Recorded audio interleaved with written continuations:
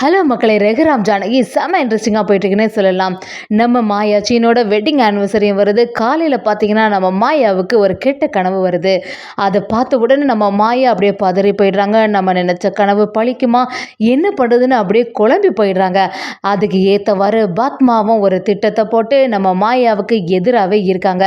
மாயாவுக்கு இப்படி ஒரு பிரச்சனை இருக்கும்போது இன்னொரு சைடு நம்ம தனா அடுத்த பிரச்சனையில் இருக்காங்கன்னே சொல்லலாம். ஜானகியும் தனா கிட்ட வந்து அப்பா இன்னும் உன்னை ஏற்றுக்கலன்னு சொல்லிட்டு ரொம்பவே வருத்தப்படாத, புவனேஸ்வர் கிட்ட உங்க அப்பா என்ன சொல்லிட்டு வந்தாங்க தெரியுமா அப்படிங்கிற மாதிரி நம்ம ரகுராம் சொன்ன சவாலை தனா கிட்ட சொல்லிடுறாங்க. அதை நினைச்சு நம்ம தனா செமையா ஃபீல் பண்ண ஆரம்பிக்கிறாங்க. தனா ஒரு பக்கம், மாயா ஒரு பக்கம்னு சொல்லிட்டு ரெண்டு பேரும் ஒரு இக்கட்டான சுச்சுவேஷன்ல மாட்டிட்டாங்கன்னே சொல்லலாம். வீடியோக்குள்ள போறதுக்கு முன்னாடி யாரெல்லாம் நம்ம சேனலுக்கு சப்ஸ்கிரைப் பண்ணலையோ அவங்க சப்ஸ்கிரைப் பண்ணிடுங்க. அப்படியே பக்கத்தில் இருக்க பெல் ஐக்கானையும் கிளிக் பண்ணிடுங்க. அப்பதான் நான் போடுற வீடியோலாம் உங்களுக்கு நோட்டிஃபிகேஷன் வரும். நம்ம மாயாவும் ரொம்பவே சந்தோஷப்பட்டிருக்காங்க. அடுத்த நாள் நம்ம வெட்டிங் ஆனிவர்சரி, இந்த ஆனிவர்சரி நல்லபடியாக செலிப்ரேட் பண்ணணும் அப்படின்னு சொல்லிட்டு மாயா நினைக்கிறாங்க. சீனுவும் மாயாவும் அப்படி இருந்துட்டு இருக்கும்போது சீனு மாயா கிட்ட வந்து இதோட நமக்கு மேரேஜ் முடிஞ்சு இத்தனை வருஷம் ஆயிட்டுல, ரொம்பவே சந்தோஷமாக இருக்குது அப்படிங்கிற மாதிரி பேசிகிட்டு இருக்காங்க. எப்பவும் போல் நம்ம சீனு மாயா கிட்ட ரொமான்டிக்காக பேசிகிட்டே இருக்காங்கன்னே சொல்லலாம். இதெல்லாம் பார்த்துட்டு இருந்த சாருக்கா அப்படியே கடுப்பாகுது. எவ்வளோ தைரியம் இருந்தால் இவங்க இப்படியெல்லாம் செய்வாங்க, இந்த பத்மாத்திட்ட என்ன சொன்னாலும் புரிஞ்சுக்க மாட்டேங்கிறாங்க, இத்தனை வருஷமா இந்த சீனுவை மேரேஜ் பண்ணணும்னு சொல்லிட்டு நம்ம காத்திருக்கோம், ஆனால் அதை எதுவுமே புரிஞ்சுக்க மாட்டேங்கிறாங்களேன்னு சொல்லிட்டு சாருவும் அப்படியே பத்மா கிட்ட போய் திருப்பியும் கேட்க ஆரம்பிக்கிறாங்க. எத்தனை வருஷமா நான் இப்படி இருந்துட்டு இருக்கேன், அங்கே என்னடானா மாயா சீனோட நெருக்கம் இன்னும் அதிகம் ஆகிட்டே தான் இருக்கு அப்படிங்கிற மாதிரி சொல்றாங்க. அதெல்லாம் கேட்டுட்டு இருந்த பத்மாவும் நீ எதுக்கும் வருத்தப்படாத, கண்டிப்பா கொஞ்ச நாள்லேயே உனக்கு சீனுக்கும் தான் மேரேஜ் நடக்க போகுது, எனக்கா இருந்தாலும் நீ தான் என்னோட மருமக, அந்த மாயாவை எப்படி ஒரு நாள் வீட்டை விட்டு வெளியில அனுப்பிடுவேன் பாரு அப்படிங்கிற மாதிரி சொல்லிடுறாங்க. அதே சமயத்தில் பத்மாவோட திட்டத்துப்படி சாரோட களத்தில் சீனு தாலி கட்டுற மாதிரி இருக்கு. இதெல்லாம் பார்த்துட்டு இருந்தா மாயா அப்படியே கதறி போய் நிறுத்துங்கன்னு சொல்லி சத்தம் போடுற மாதிரி இருக்கு. இதெல்லாம் பார்த்தா மாயாவோட கனவு வந்த உடனே மாயா அப்படியே குழம்பி போயிடுறாங்க. இன்னைக்கு வேற நம்ம வெட்டிங் ஆனிவர்சரி, கல்யாண நாள், அதுவுமா இப்படி ஒரு கனவு காலையிலேயே கண்டிருக்குமே, கண்டிப்பாக பழிச்சிருமோன்னு சொல்லிட்டு ரொம்பவே பதட்டமாக இருந்துட்டு இருக்காங்க. பக்கத்தில் பார்த்தா சீனு நல்லா தூங்கிட்டு இருக்காங்க. சீனுவை பார்த்த உடனே மாயாவுக்கு ரொம்பவே வருத்தம் ஆயிடுது. பத்மா ஏதாவது பண்ணி கண்டிப்பா சீனுவை மாத்திடுவாங்களோ அப்படின்னு சொல்லிட்டு குழம்பி போயிடுறாங்க.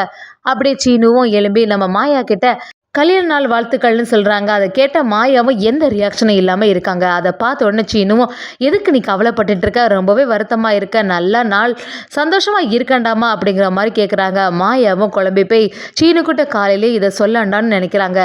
இன்னொரு சைடு பார்த்தீங்கன்னா மாயா ரொம்ப வருத்தத்திலே இருக்காங்க. சாமிக்கிட்ட வந்து அப்படியே வேண்டுதல் பண்ணுறாங்க.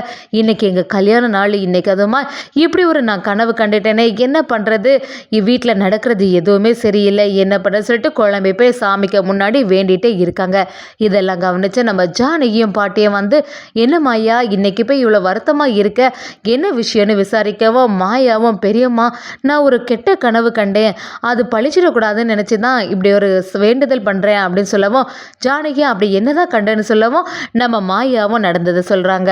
அதை கேட்டோன்னே ஜானகி அப்படியே பதறி போயிடுறாங்க. என்ன சொல்கிற மாயா, காலையில் கண்ட கனவு எப்படியாவது பழிக்கும்னு சொல்லுவாங்களே, என்ன பண்ணுறது அப்படின்னு யோசிக்கும் போது மாயாவும் இன்னைக்கு வேற எங்களோட மேரேஜ் டே, இன்னைக்கு அதுமா இப்படி கண்டிருக்கேனே அதான் குழம்பி போயிட்டேன் அப்படின்னு சொல்கிறாங்க. பாட்டியும் நம்ம ஜானகியும் மாயா கிட்ட வந்து நீ எதுக்குமே வருத்தப்படாத, எதுவும் கடவுளை மீறி நடக்காது, நீ பேசாம கோவிலுக்கு போயிட்டு வாங்க அப்படின்னு சொல்லி அனுப்புகிறாங்க. இதை கேட்ட மாயாவும் நீங்கள் சொல்கிறதும் சரிதான், சரி நானும் சீனு மாட்டு சேர்ந்த மாதிரி கோவிலுக்கு போகலாம் அப்படின்னு நினைக்கிறாங்க. நம்ம ஜானகி எல்லாரும் சேர்ந்து சரி மாயாவுக்கு கல்யாண நாள் அதுமா ஒரு சாரியை வாங்கி வைக்கிறாங்க. மாயா கிட்ட நீ இந்த சாரியை உடுத்துட்டு கோவிலுக்கு போ அப்படின்னு சொல்கிறாங்க. இதெல்லாம் ஒரு சைடில் இருந்து பத்மா பார்வதி எல்லாத்தையும் கேட்டுறாங்க. பத்மாவுக்கு கொஞ்சம் சந்தோஷம் ஆகிடுது. அதே சமயத்தில் கோவிலுக்கு ஜோடியாக சேர்ந்தா போகலான்னு நினைக்கிறீங்க, இந்த கல்யாணமே எனக்கு பிடிக்கல, இதில் கல்யாண நாள் வேற கொண்டாட போகிறீங்களா அப்படிங்கிற மாதிரி பத்மா நினைக்கிறாங்க. மாயாவை பார்த்து இனி சந்தோஷமாகவே இருக்க முடியாது, சீனுவும் மாயாவும் சேர்ந்து கோவிலுக்கும் போகக்கூடாதுன்னு சொல்லிட்டு அடுத்த பிளானை போட ஆரம்பிக்கிறாங்க. அதே சமயத்தில் சீனுவும் மாயாவும் சேர்ந்த மாதிரி நம்ம ஜானகிட்டையும் பாட்டிக்கிட்டையும் ஆசீர்வாதம் வாங்குறாங்க.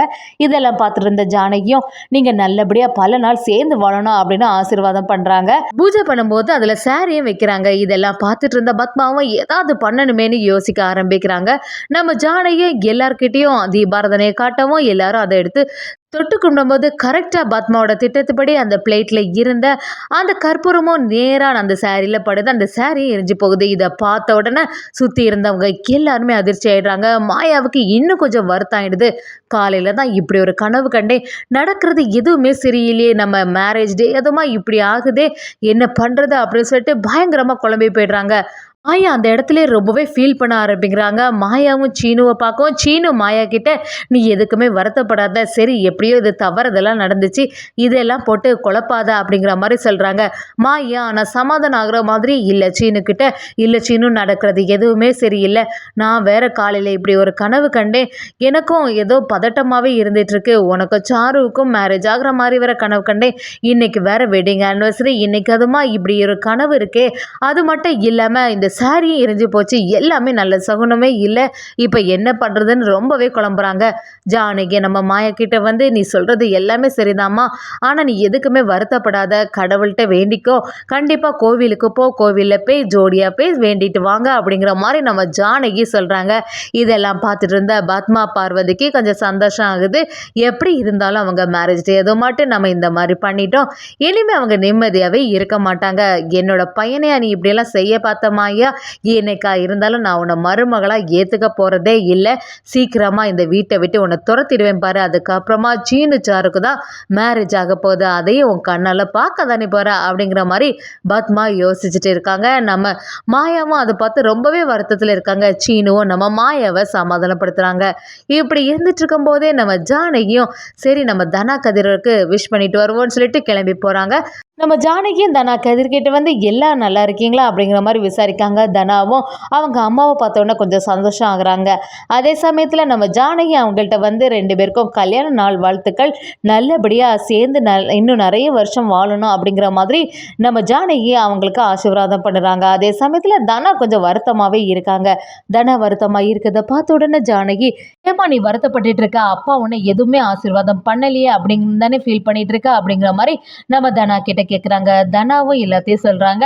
அதை கேட்ட ஜானகியும், நீ எதுக்குமே கவலைப்படாத, எப்படி இருந்தாலும் உன்னோட அப்பா உன்னை மன்னிச்சிருவாங்க, உனக்காக எவ்வளோ பெரிய செயல் பண்ணிட்டு வந்திருக்காங்க தெரியுமா அப்படின்னு நம்ம ரெஹ்ராம் பற்றி எல்லாத்தையும் சொல்ல ஆரம்பிக்கிறாங்க.